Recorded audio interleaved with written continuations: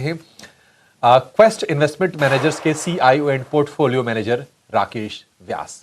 राकेश जी, बहुत शुक्रिया आपका समय देने के लिए, स्वागत है आपका। राकेश सर, मार्केट में हम देख रहे हैं कि देखिए ये वॉर का फियर थोड़ा थोड़ा कम तो हो गया है, लेकिन जो क्रूड का जो फियर है ना वो कम नहीं हुआ अभी, क्योंकि क्रूड जो ही उबाल आता है बाजार का सेंटिमेंट खराब हो जाता है। अभी $102 के आसपास के भाव हैं। आप कैसे देख रहे हैं मार्केट को?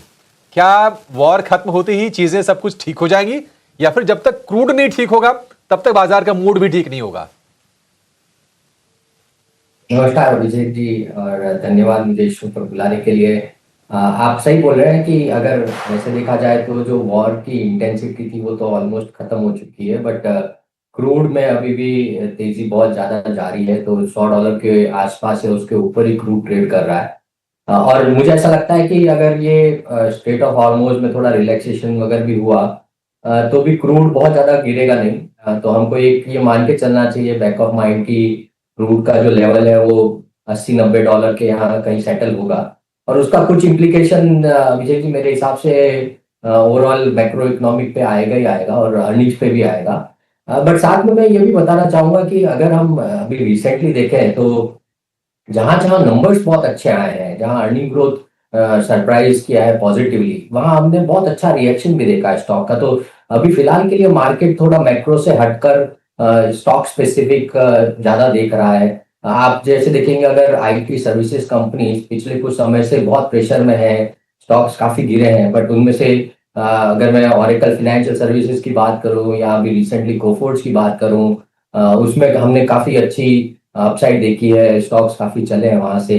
ईएमएस एज ए सेक्टर जो था वो पहले काफी पॉजिटिव था और उसमें हमने काफी वीकनेस देखी है पिछले एक साल में।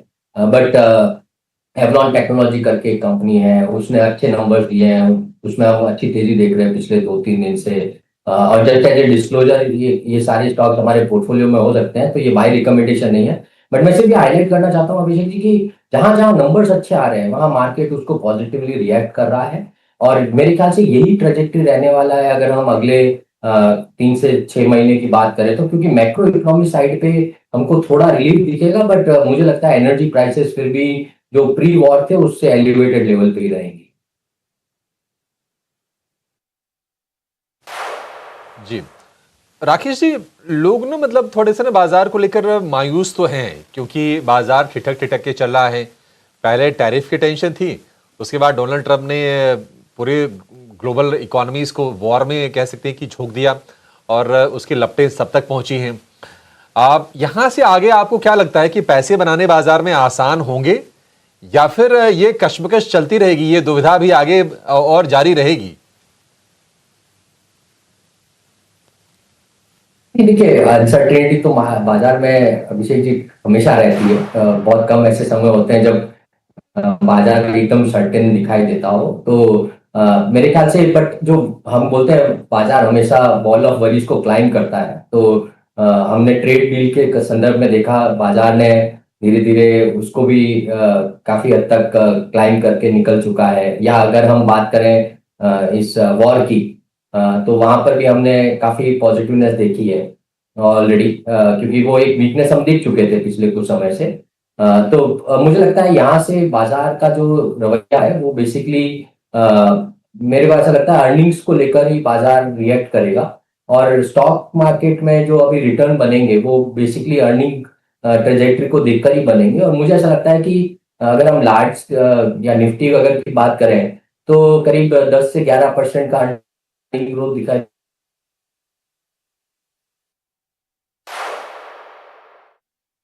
जी ओ, शायद संपर्क टूट गया है, फिर से जोड़ने की हम कोशिश करेंगे।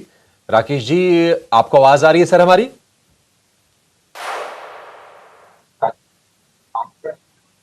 हाँ, मुझे सुनाई दे रहा है। आप सुन सर, सकते आपको हमारी आवाज आ रही है तो अपनी बात आप कृपया पूरी करें। जी जी जी।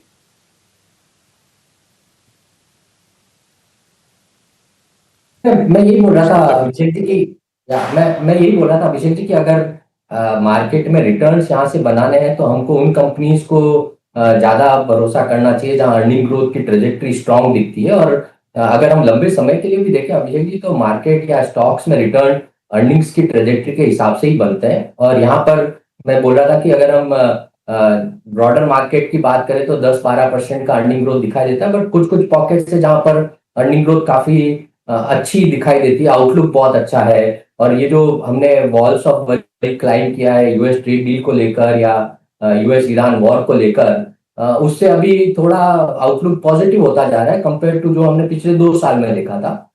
तो मुझे ऐसा लगता है यहाँ पर मार्केट में अभी भी पैसे बनाने के अच्छे मौके अवेलेबल हैं, बट हमारा एक्सपेक्टेशन थोड़ा सा मॉडरेट होना चाहिए। ब्रॉडर मार्केट मुझे लगता है यहाँ से 10-12% टाइप का अर्निंग ग्रोथ के हिसाब से ही रिटर्न देगा, बट कुछ स्पेसिफिक पॉकेट्स में रिटर्न की उम्मीद ज्यादा बनाई जा सकती है।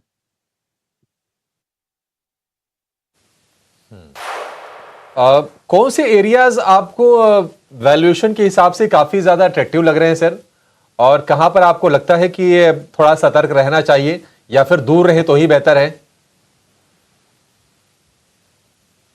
देखिए, अभी अगर हम देखें तो कुछ समय पहले तक हम लोग आईटी सर्विसेज कंपनीज को लेकर थोड़े अंडरवेट थे। हमारा कंसर्न था कि वहाँ ग्रोथ ट्रेजेक्टरी थोड़ी म्यूटेड है, बट उसमें जैसे मैं आपको बता रहा था, एक दो कंपनीज हैं जो जिन्होंने अच्छा परफॉर्मेंस दिया है और स्टॉक प्राइस उसको वापस रिफ्लेक्ट कर रहा है। तो मेरे ख्याल से यहाँ अभिषेक जी स्टॉक स्पेसिफिक थोड़ा कॉल ज्यादा है। इनवेरिएबली मतलब बैंक्स एंड फाइनेंशियल सर्विसेज या कंज्यूमर डिस्क्रिशनरी जो स्पेस है जिसपे हम काफी टाइम से पॉजिटिव है, वहां में हमें भी लगता है कि मतलब काफी अच्छी तेजी के मौके हैं, अच्छी अर्निंग ग्रोथ दिखाई दे सकती है। और अगर जिस हिसाब से पूरा सप्लाई चेन डिस्टर्ब हो रहा है उसके हिसाब से वर्किंग कैपिटल रिक्वायरमेंट्स बढ़ेंगी, नए केपेक्स आएंगे इंडिया में, तो उसकी वजह से क्रेडिट ग्रोथ जो ऑलरेडी अच्छी ट्रेजेक्टरी पे जा रहा है, करीब 13-14% का क्रेडिट ग्रोथ देख रहे हैं बैंकिंग सिस्टम में, और उसके और सस्टेनेबली रहने की या इम्प्रूव होने की संभावना है। तो BFSI as a segment, capital market place, इस पे अभी भी काफी पॉजिटिव है। कंज्यूमर डिस्क्रिशनरी मुझे अभी भी लगा है कि वहां पर अर्निंग ग्रोथ अगर आप देखेंगे इन जनरल तो काफी अच्छी है। एक कंसर्न लोगों को हो सकता है कि अगर इन्फ्लेशन रहा तो डिस्पोजेबल इनकम पे इम्पैक्ट आएगा, बट हमने नॉर्मली देखा है कि कुछ हद तक थोड़ी बहुत डाउन ट्रेडिंग होती है, उसका एक इम्पैक्ट आता है। बट अगर आप वैल्यू प्लेस में जाएंगे जहां पर वैल्यू रिटेलर्स हैं, वहां उनको पॉजिटिव बायस मिलेगा। तो ये पॉकेट्स हैं जहां हम अभी भी पॉजिटिव है, और मैं हिस्टोरिकली भी बोलते आया हूँ पावर टीएनडीएच स्पेस जो है उसमें अगले 3 से 5 साल तक बहुत अच्छी तेजी दिखाई देती है, क्योंकि बहुत सारा काम आ रहा है वहां पर अक्रॉस द बोर्ड। तो ये सारे एरियाज है जहां हम अभी भी काफी पॉजिटिव है, और बाकी स्टॉक स्पेसिफिक जाने की ज्यादा सलाह दूंगा।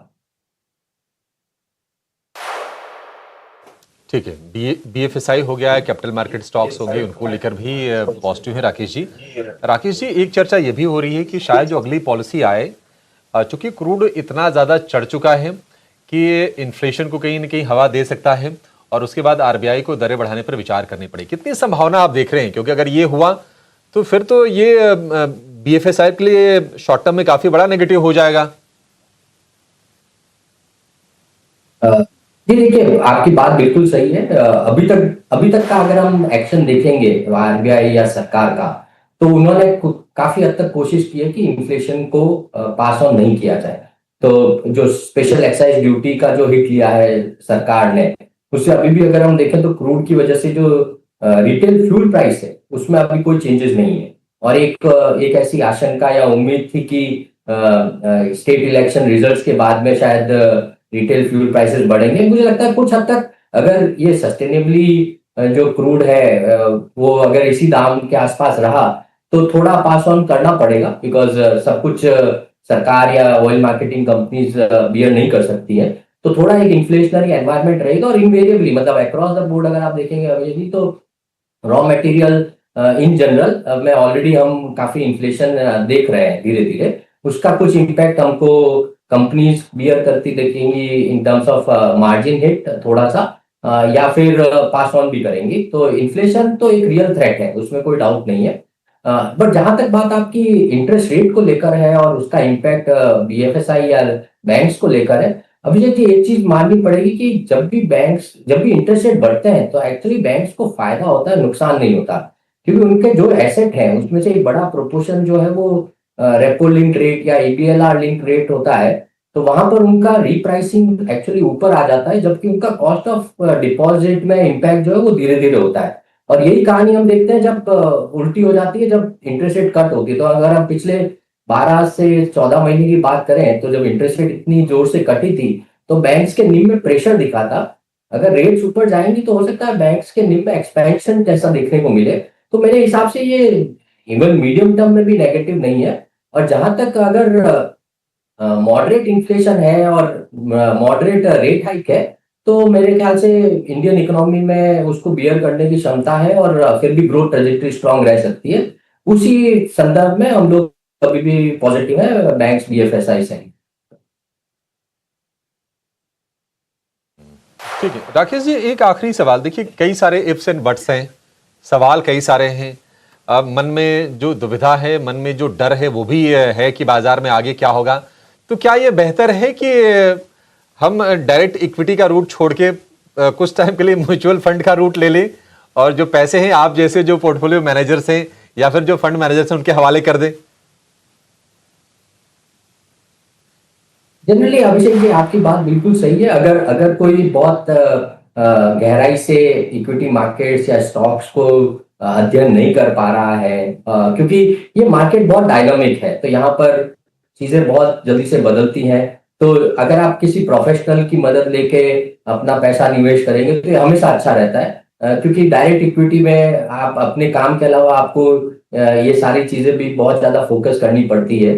और उस संदर्भ में आइदर म्यूचुअल फंड या हमारे जैसे PMS AIF जो पोर्टफोलियो मैनेजर्स है, उनकी भी मदद लेने में कोई कोताही नहीं है। मुझे लगता है कि इनवेरिएबली ये एक बहुत अच्छा स्टेप रहता है जनरली, स्पेशली जब मार्केट्स अगर आप देखेंगे मतलब थोड़े रेंज बाउंड है, और स्टॉक पिकर्स मार्केट जहां ज्यादा हो जाता है compare to a bull market, जहां पर हमने देखा है इनवेरिएबली काफी सारे जो स्टॉक्स है वो उसमें काफी तेजी दिखाई देती है। बट जब मार्केट इस तरह का कंसोलिडेटेड मोड रहता है, जो हमने पिछले 18 से 20 महीने में देखा है, और अभी भी ऐसा मुझे लग रहा है कि अभी हम बुल मार्केट में तो नहीं है, तो यहाँ से अगले और 12 महीने इसी तरह का एक माहौल देख सकते हैं। तो वहां पर एक्सपर्ट्स का हेल्प लेना मेरे हिसाब से ज्यादा जायज। ठीक है, ठीक है। बहुत शुक्रिया राकेश सर, आज समय देने के लिए, थैंक यू। विस्तार से हमसे बातचीत करने के लिए। चलिए, इस शो